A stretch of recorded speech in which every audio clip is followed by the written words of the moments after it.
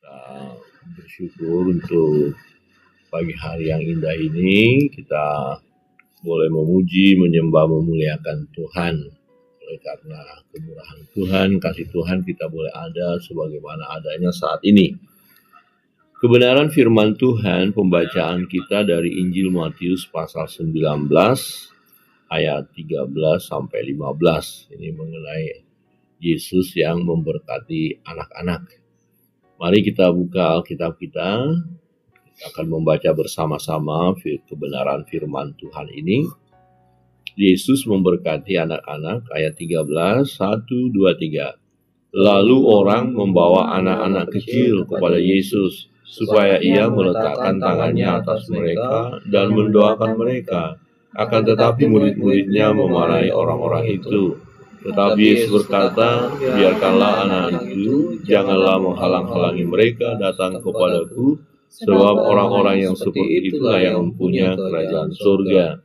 Lalu ia meletakkan tangannya atas mereka, dan kemudian ia berangkat dari situ. Amin. Demikian jauh pembacaan firman Tuhan. Bapak Ibu Saudara yang terkasih dalam Tuhan, dalam pelayanan Yesus ketika dia bersama dengan murid-murid, salah satu bagian yang ternyata tidak terlupakan adalah pelayanan terhadap anak-anak. Nah, pelayanan terhadap anak-anak itu sangat penting. Lalu orang membawa anak-anak kecil kepada Yesus. Mengapa mereka membawa anak-anak itu kepada Yesus? Tentu yang membawa anak-anak itu orang tua mereka ya. Orang tua mereka cerita tentang Yesus, kemudian mereka anak-anak itu dengar, dan ketika orang tua membawa anak-anak itu kepada Yesus, ada kerinduan mereka, yaitu supaya ia meletakkan tangannya atas mereka dan mendoakan mereka. Jadi supaya Yesus memberkati anak-anak itu, ya, mendoakan ya, memberkati anak-anak itu. Nah, persoalan yang muncul adalah dikatakan tetapi murid-muridnya memarahi orang-orang itu. Nah, artinya kira-kira, wah anak kecil jangan dibawa-bawa, kira-kira begitu ya. Jadi jangan membawa anak-anak itu, ya, jangan membawa anak-anak itu, jangan mengganggu, ya kira-kira begitu. Misalnya ada pelayanan kita, terus anak-anak datang, ya, terus kita berkata, udah anak-anak, nanti keluar, jangan. Nah, artinya anak-anak itu diabaikan ya. Nah, bukan berarti kalau ada acara di gereja, acara untuk orang tua, kemudian ketika anak-anak kita minta untuk keluar, kita mengabaikan anak-anak, tidak. Tetapi ketika misalnya ada acara gereja supaya anak-anak itu terlayani, maka kita harus menyediakan tempat khusus bagi mereka dan pelayanan khusus. Jadi bukan mengabaikan anak. Nah, hanya kemampuan bertahan dalam ibadah anak-anak dan dewasa kan berbeda. Jadi kalau di gereja misalnya hari Minggu atau ibadah umum begitu, baik ibadah di keluarga atau ya komsel, KPI. Nah, kalau bisa ada anak-anak dilayani tersendiri itu sangat bagus sekali ya. Jadi bukan kita mengabaikan anak-anak. Tetapi dalam pembacaan kita ini memang mereka menganggap anak-anak itu nggak perlu lah ya, nggak usah mengganggu ya, nggak usah merepotkan Yesus begitu. Nah, bagian ini kita melihat betapa pentingnya pelayanan anak-anak, tetapi betapa seringnya juga pelayanan anak-anak terabaikan. Ya, anak-anak seringkali terabaikan dalam pelayanan ya. Orang fokus kepada pelayanan dewasa. Jadi kita lihat juga dari sisi fasilitas untuk anak-anak itu ya apa adanya gitu. Yang mengajar anak-anak apa adanya. Wah, ini sebenarnya itu bukan tindakan yang baik ya. Itu sangat menyedihkan. Sebab apa? Yesus sendiri punya perhatian khusus kepada anak-anak. Nah, respon Yesus adalah ayat 14. Tetapi Yesus berkata, biarkanlah anak-anak itu, janganlah menghalang-halangi mereka datang kepadaku.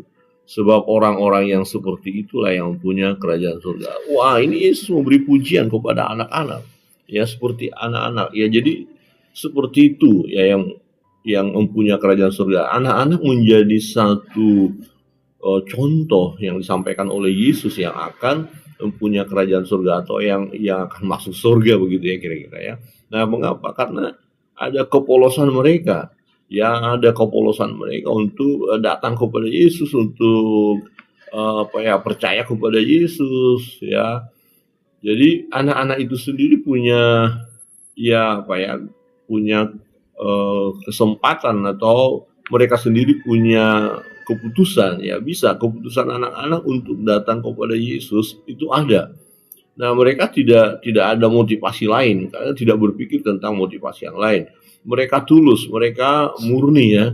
Jadi ketika orang tua membawa anak-anak itu senang, ya, senang. Jadi kalau anak-anak itu senang datang kepada Yesus, itulah kenyataannya, itulah faktanya, itulah yang terjadi. Jadi bukan direkayasa begitu. Kalau orang dewasa, ya, bisa direkayasa untuk datang kepada Yesus. Motivasi bisa macam-macam, bahkan melayani Tuhan pun bisa juga motivasi ya tidak murni seperti itu. Tapi anak-anak itu biasanya melakukan segala sesuatu polos gitu loh, ya, tidak ada hal-hal yang ya trik-trik lain begitu, manipulasi tidak ada. Jadi mereka itu tulus, ya. Nah, waktu Yesus melihat murid-murid memarahi orang-orang itu untuk tidak membawa untuk tidak membawa anak-anak itu kepada Yesus, Yesus menegur mereka, jangan, biarkan, ya. Nah, setelah Yesus berkata begitu, respon Yesus adalah lalu ia meletakkan tangannya atas mereka. Ya, artinya Yesus peduli, ia berkati anak-anak. Jadi ini satu hal yang penting dalam pelayanan kita, pelayanan gereja.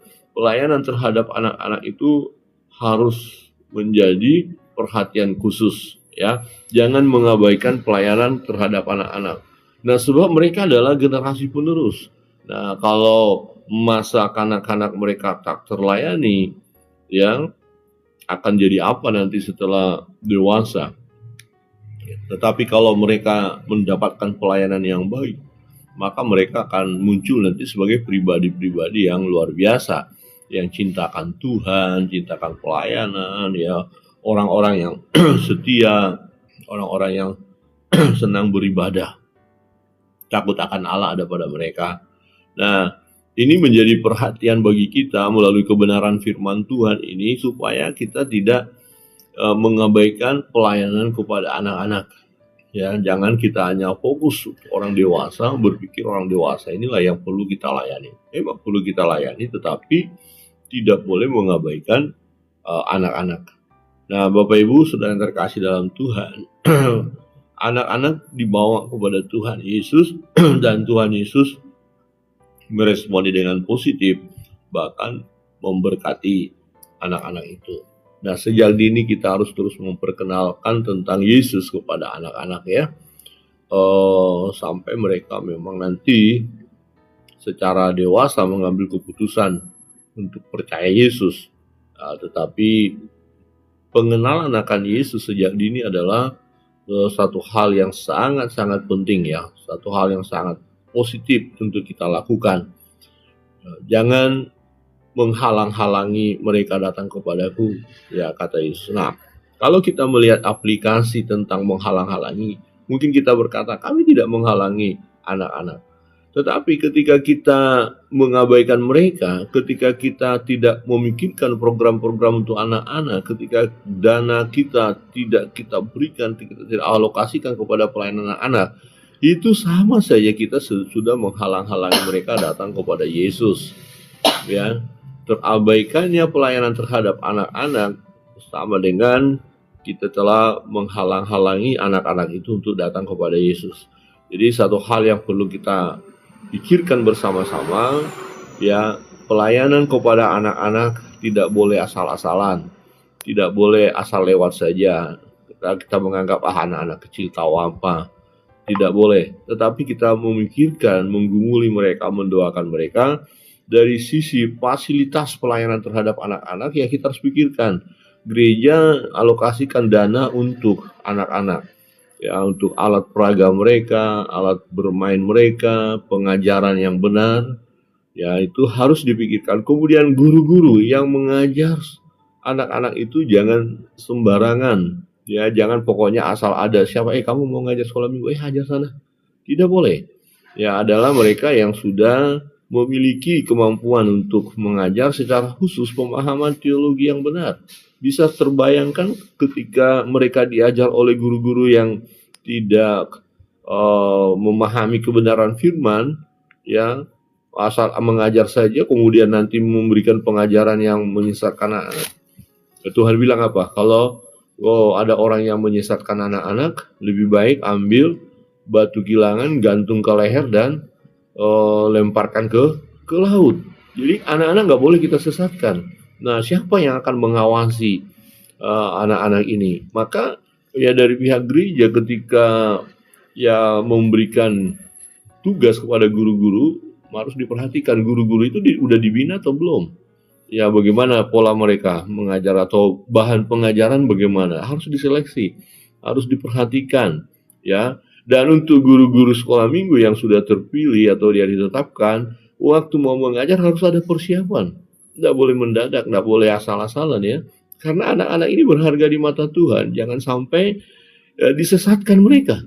Jadi mulailah ya persiapkan, gumuli, anak-anak itu didoakan, materi yang akan diajarkan dipelajari baik-baik, dan bagaimana caranya supaya materi ini ya menarik buat anak-anak dan diterima oleh anak-anak dengan baik. Nah, ini suatu hal yang harus dikerjakan oleh guru-guru sekolah minggu, ya.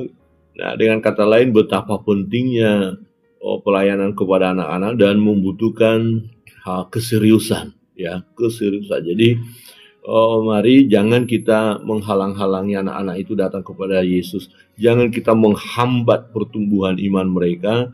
Jangan kita abaikan kebutuhan rohani mereka, ya.